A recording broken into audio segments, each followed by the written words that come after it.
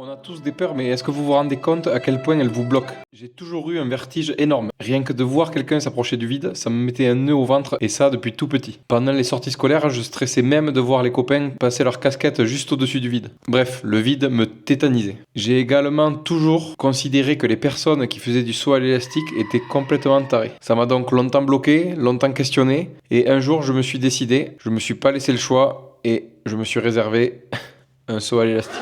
J'ai eu peur, bien sûr. Mon corps voulait reculer. J'aurais pu trouver toutes les excuses pour ne pas le faire. Mais pourtant, je me suis pris en main et j'ai réalisé qu'une peur, c'est comme un mur qui se dresse devant nous. Un mur invisible, mais qui est bien là et qui nous bloque, qui nous empêche d'avancer. Donc à partir de là, du moment où tu as détecté une peur, tu as deux options. Soit rester sur place, soit le franchir. La vie étant bien faite, sur les 30 personnes à passer, les 2 personnes qui avaient le plus peur, dont moi, on a été les dernières à passer. Donc on a eu vraiment bien 2 heures pour avoir le temps de réfléchir, de se dire je vais jamais le faire, c'est mort, je redescends. Et pourtant on a tenu bon. J'étais avec une fille qui avait encore plus peur que moi. On s'est motivés mutuellement pour rester, tenir bon et le faire jusqu'au bout. À être là, c'était l'occasion. Ça n'a pas été une mince affaire, mais pourtant on l'a fait. Et je peux vous dire qu'une fois qu'on a passé le cap, une fois qu'on a dépassé cette peur, on se sent beaucoup plus vivant, beaucoup plus léger aussi. Vous vous doutez bien, sinon ça serait pas marrant, que du moment où on arrive à dépasser une peur, il y en a une nouvelle qui se présente à nous. Donc la suivante, ça a été le saut en parachute, que j'ai fait aussi. J'ai eu le temps de me questionner également pendant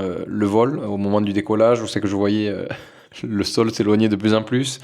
Quand le pilote a éteint l'avion à une certaine altitude, qu'ils ont ouvert la porte pour qu'on saute. Bref, pareil, j'ai eu 1000 possibilités de dire non, d'écouter ma peur en fait, de céder à ma peur. Et pourtant, je l'ai dépassé, encore une fois.